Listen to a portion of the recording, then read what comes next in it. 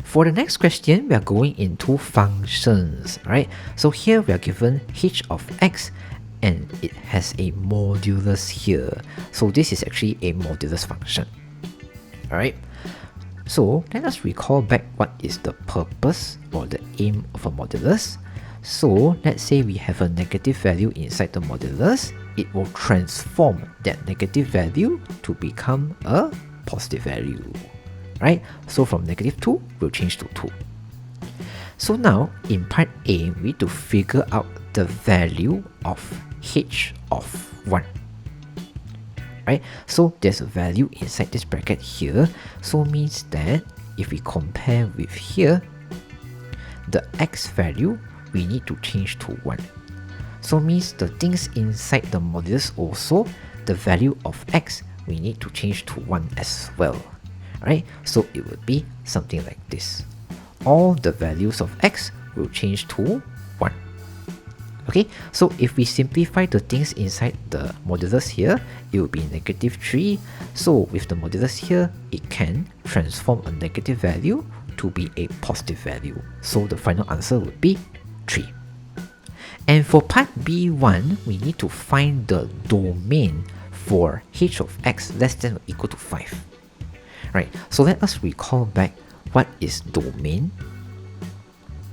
and range. So domain would be for x, range would be for f of x or y. Right, so since we are finding the domain, means we need to find the values of x. But similar to range, domain, the answer will have inequalities.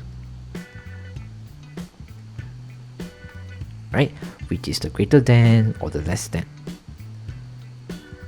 Right, so later on we will see inequalities in our answer lah. Okay, so to find out the value of x, let us use this inequality h of x less than or equal to 5. And now let us substitute the function of h of x inside here.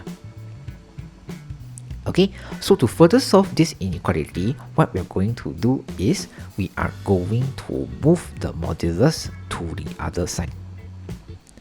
So when we move modulus to the other side, we will bring positive and negative to the other side. So means there will be two versions of equations already.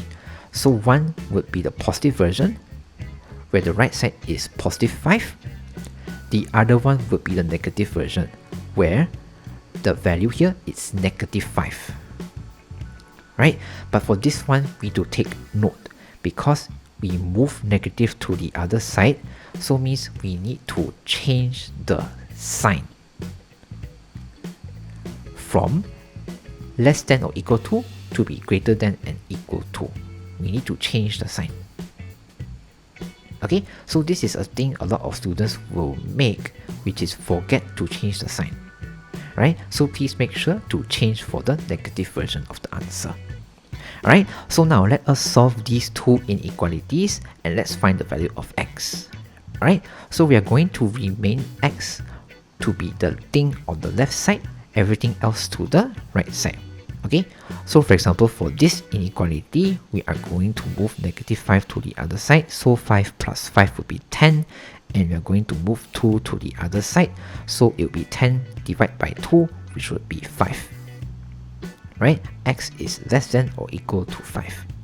For the negative version of the inequality, negative 5, if we move to the other side, it would be negative 5 plus 5. So it's a 0. And 0, if we move 2 to the other side, it will also be 0. So here will be x is greater than or equal to 0. Okay, so now our x value is greater than 0 but less than 5. Okay, so actually we can combine these two inequalities, right? Because if we flip this inequality, right, it would be 0 greater than or equal to x, right? So if I move it here, right, you can see we can combine them. So this x is between 0 to 5. Okay, so we can write this as our final answer. x is between 0 to 5. And for part 2, it says hence we need to sketch the graph for this function h of x. Right, so means we are going to draw a modulus graph. Right, so let us prepare our axis first. So for the x-axis would be x, y-axis would be h of x, because now we are drawing the function for h of x. Okay, so to draw a modulus graph, the shape of the graph would be a V shape.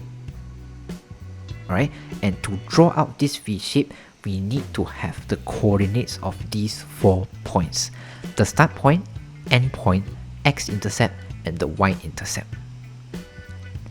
Alright, so here it says hence, so we are assuming that we need to follow the domain and the range here, right? So the domain here is x must be from 0 until 5. Okay, so means the x coordinate of the start point here would be 0, and the x coordinate of the end point would be 5, right? Because the graph starts from 0 to 5, and the h of x value must be less than or equal to 5.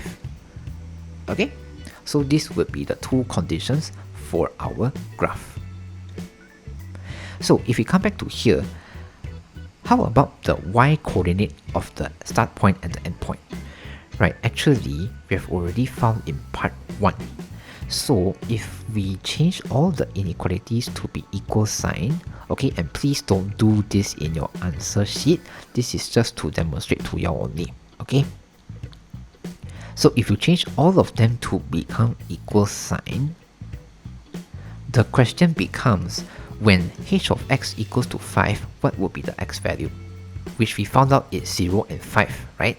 The x value is 0 and 5. So these two x values would have h of x equals to 5. Or meaning, y equals to 5. So both of the y coordinates here would be 5. So let's plot these 2 points onto this graph here. So 0, 5 would be here. Okay, so the graph will start at this point, and then for the end point here will be 5, 5. So if let's say 5 is here, and if we draw the lines here, so the graph will end at this point. Alright, so how about the x-intercept? So x-intercept is where y equals to 0, right? So let us use the equation of the function here. We sub y equals to 0 or h of x equals to 0 to find out the x-intercept, right? So if we move the modulus to the other side here, oops, sorry, the left side here is a 0. Okay, so if we move the modulus to the other side, we will be moving plus and minus, positive and negative. But no matter what you multiply into 0, it will still be 0, right? So the modulus does not have an effect for 0. It will still remain as one version of the answer, right? There's no positive 0 and there's no negative 0. Both of them are 0. Okay, that's why there is just one version of the answer here.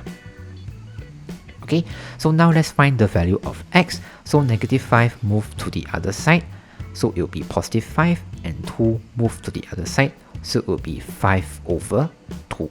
And let's switch their places, so x will be equal to 5 over 2. So this would be the x-intercept of the graph, 5 over 2, 0. Right? And let us plot this point onto the graph here. Right? So the point would be 5 over 2, and this would be the x-intercept. And how about the y-intercept? Alright, so y-intercept is when x equals to 0. But if you look at all of the points here, actually we have already found the y-intercept. The y-intercept is actually the starting point, because the value of x here is 0. Okay, so the y-intercept and the starting point here is the same. So we just need to plot 3 points onto the graph here. Okay, so once we have these 3 points, then we can join them to draw up the V-shaped graph or the modulus graph.